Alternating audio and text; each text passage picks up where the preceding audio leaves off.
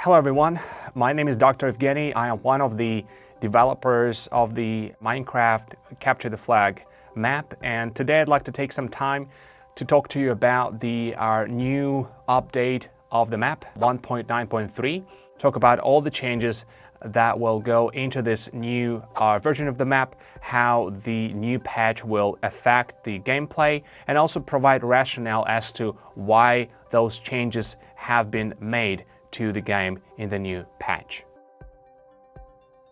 We believe that by placing the flag in the center of the base will encourage students to come up with more creative defense strategies. So the flag is now more exposed to attacks, more possibilities for attacks from different angles, not only from front. Previously, the respawn area was at the top of the tower on each base. In the new update of the map, the respawn area is down at the basement. This changes a means to respond to some of the things that we've seen in the Spring League, where a team would successfully take down the defenders and they would start taking the flag. And by the time they destroy the reinforcements, the defensive team will respawn at the top of the tower and they'll just come down and crash the offensive team. We believe that to get the higher ground advantage, to get to the higher elevation point, you need to actually go there and not respawn there. So that's the rationale for changing the respawn area from the top of the tower to down to the basement of the base.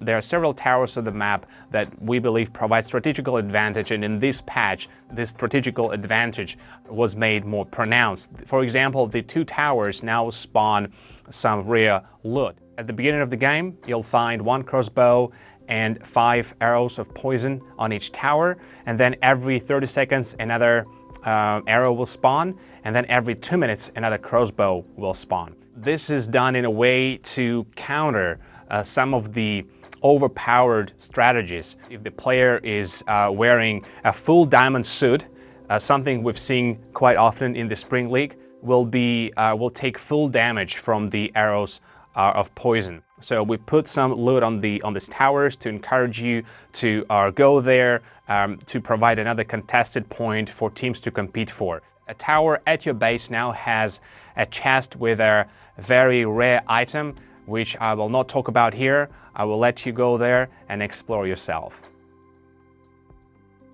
Adding Trader to the Capture the Flag fundamentally changes the dynamics how the game is played. More opportunities to come up with innovative strategies, to come up with strategies to counter another team's strategy, and just generally opens up the game for more creativity and innovation. We're giving you flexibility as to what raw materials you want to buy and how you want to use them. A trader will take emeralds, which your team receives for every enemy takedown. In other words, when an enemy team loses one of the players, your team gets 1 emerald, and this is where you will see them. You'll also notice that a trader will trade 4 emeralds for the target. A target is something you get when you first score a point or when you capture a Pillager outpost, which we will talk about in a second. So we've revisited Pillager outposts in this patch as well, and there are 3 major changes that are taking place. First, the Pillager outpost respawn timer has been reduced to 4 minutes, meaning that teams that relied on Pillager outpost strategy before can now do so even more frequently. The Pillager loot boxes were revamped as well. All gold items were removed and replaced with iron. Also, you will notice that now that you capture Pillager outpost, you will get a target block that you can later exchange with the trader for 4 emerald. We consider capturing Pillager outpost as one of the targets or objectives, and then scoring a point will also give you a target. Finally, 1 more Pillager is added to the second floor, making the objective a little bit more harder and challenging to capture. Starting equipment has been slightly revisited. Now the starting equipment includes boots, and players' inventory will be automatically cleared when you start the match, when you input function start, to eliminate a scenario where one team would join earlier than other and start sticking up an arrow. So now when you start the game, you input function start, all inventories are cleared. A minor change to the horses stand. We've noticed in the Spring League again that the teams that relied on horse strategy had to break blocks on top of that. So the horse stands were cleared up a little bit so that you can access horses more quickly. Finally, two fixes that increase the stability of the game.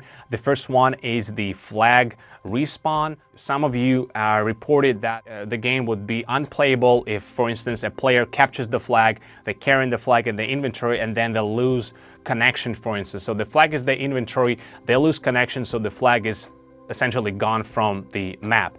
Now the flag will automatically respawn after being missing for 2 minutes, no matter what.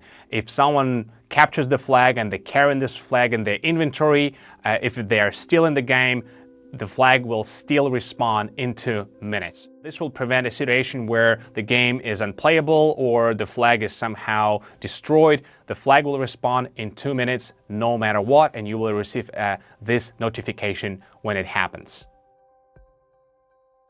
Finally, another change that makes the game more stable, we're adding the pause functionality. If you ever want to pause the game as a moderator, as a teacher, you can simply input function pause. This will do two things. First, it will stop all players from movement. Another thing it will do, it will distort the vision of the players, so it will make them technically blind, I should say. Players are still in the game, they can open the inventories, but we are making this illegal to perform any actions, for instance, crafting or shooting or performing any other actions while the game is paused. As a player, you will receive a notification when the game is paused, and then when the game is unpaused, by inputting command function resume, a player will receive this notification first, and then after 10 seconds they will receive another notification, after which the game will resume. There has been a popular request as to why don't we have a function to reset the match. When the match is finished, the only way to reset the match is to relaunch the map. And the reason for that is as follows. Capture the flag map does not have strict boundaries as to where players can go. Some players go mining and they go really deep into the ground. Some players go elsewhere. So resetting the capture the flag map would mean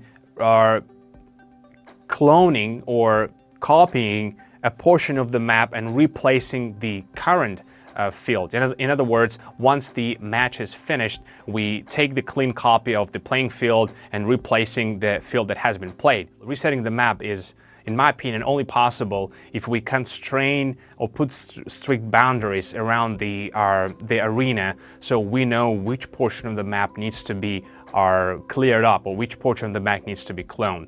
Because this is not the current state of the game, players can go outside the actual arena elsewhere.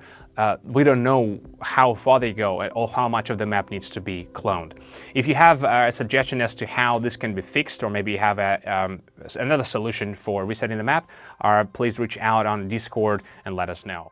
This wraps up the patch review 1.9.3. Hopefully you'll find it interesting and challenging to play, and we're looking forward to having the full season being played on this new patch.